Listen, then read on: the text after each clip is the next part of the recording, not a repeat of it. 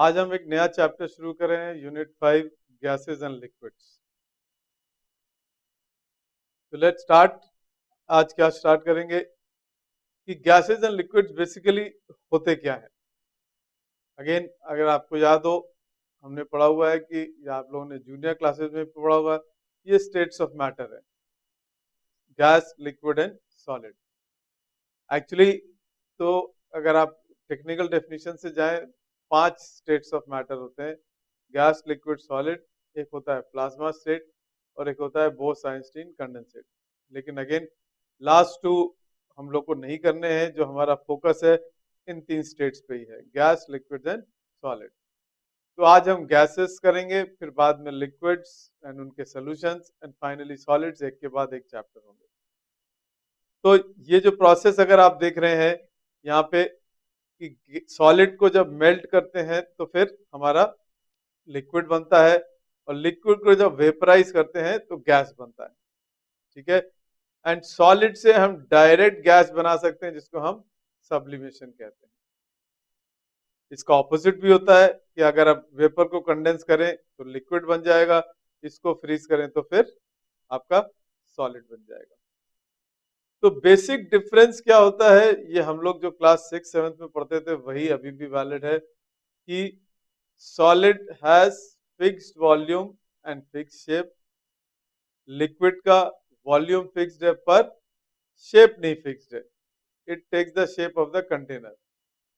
And gas के लिए न वॉल्यूम फिक्स है न शेप फिक्स है, मतलब गैस का शेप और वॉल्यूम कंटेनर का गैस वॉल्यूम गैस होता है। और ये बहुत इंपॉर्टेंट पार्ट है, जब अभी हम देखेंगे कि गैस का अपना कोई वॉल्यूम नहीं होता है, जो कंटेनर का वॉल्यूम होता है वही गैस का वॉल्यूम बन जाता है। तो इस टेबल में हम लोग सॉलिड, लिक्विड और गैस की डिफरेंट प्रॉपर्टीज को कंपेयर करेंगे। तो पहला है मास। नाउ मास जो है आपका डेफिनेट, लिक्विड का भी डेफिनेट एंड गैसेस का भी डेफिनेट। लेकिन उसके बाद आ गया हमारा शेप। सॉलिड में देखिए शेप बिल्कुल फिक्स्ड होता है, जो अभी हमने बताया था, और लिक्विड क्या करता है, it takes the shape of the container. And वही गैस भी करता है, takes the shape of the container. Volume और शेप में फर्क है, सॉलिड्स में वॉल्यूम भी डेफिनेट है, वही हमने आपको बताया था, और लिक्विड्स में भी वॉल्यूम डेफिनेट है।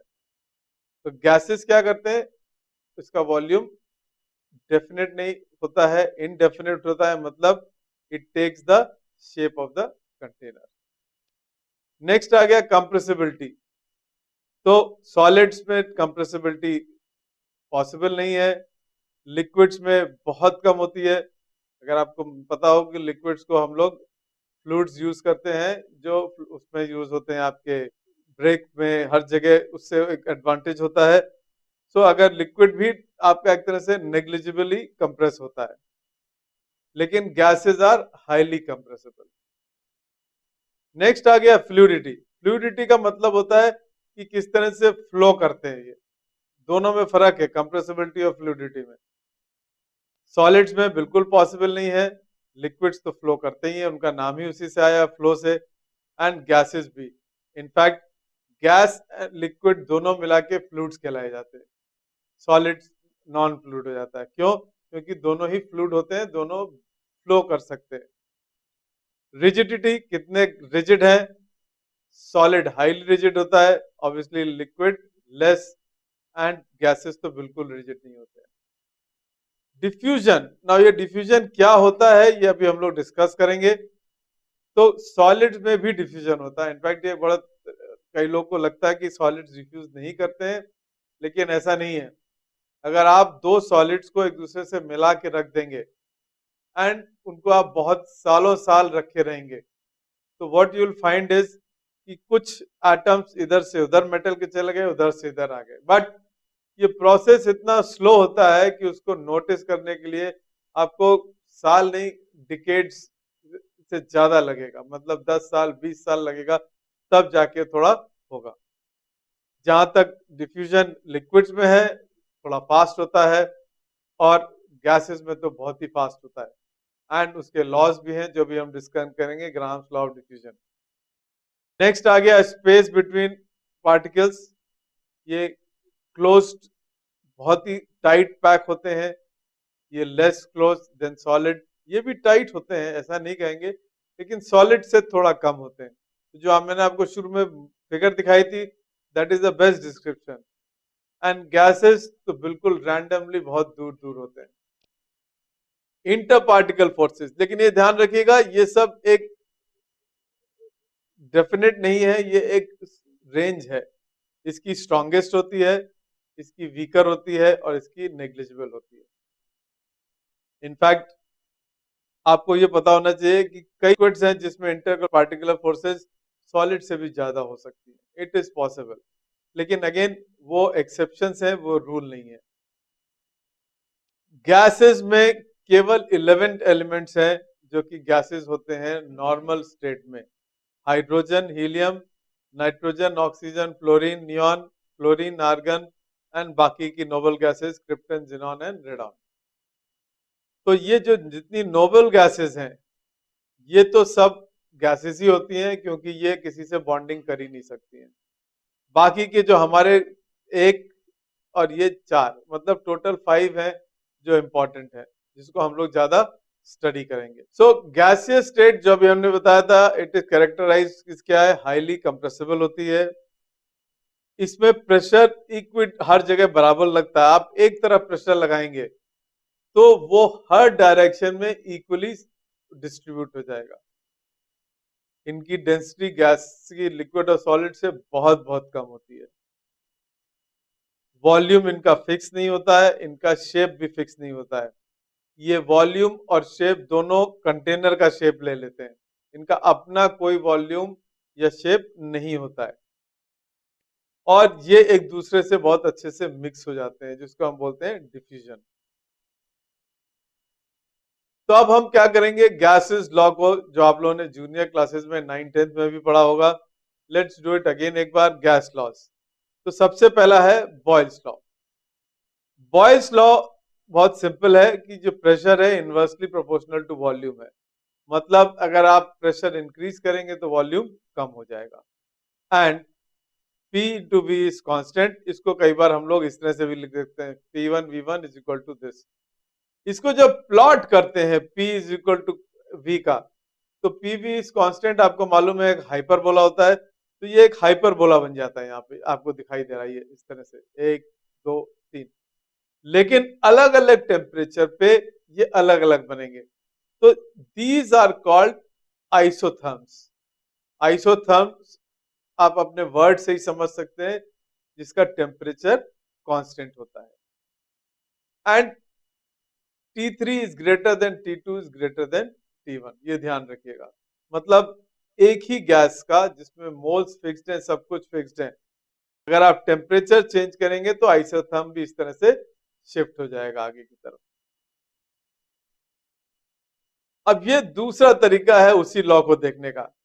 अगर हम प्रेशर को वॉल्यूम की जगह 1/V से करें तो ये एक स्ट्रेट लाइन आ जाएगी।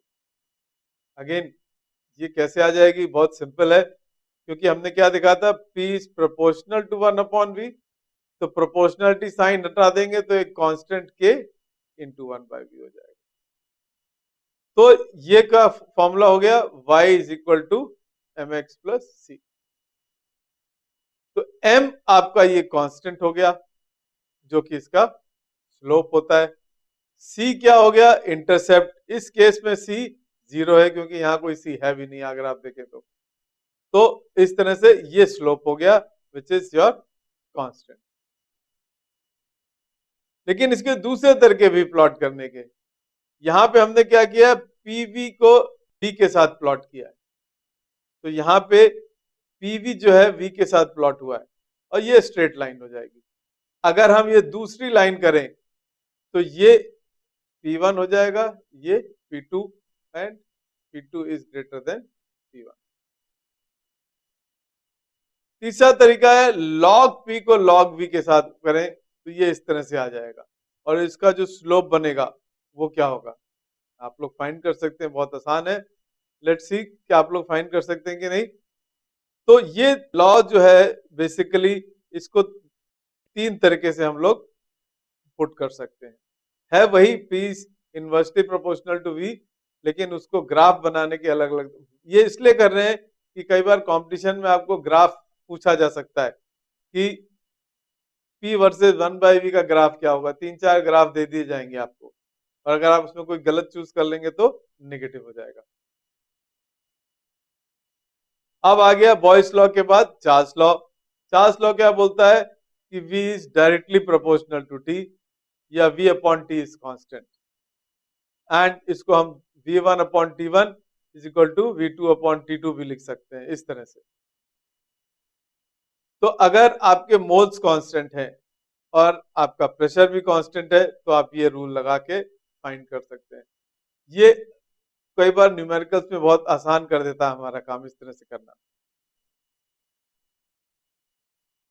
एक चीज बस ध्यान रखिएगा, टेम्परेचर जो यहाँ पे है ये हरदम केल्विन में लिया जाता है, ध्यान रखिएगा, क्योंकि 1 अपॉन टी है, टी कभी जीरो नहीं हो सकता है, और केल्विन में कभी हम 0 डिग्री जाते नहीं है, क्योंकि अगर टी जीरो हो गया तो 1 अपॉन टी इंफिनिटी हो जाएगा।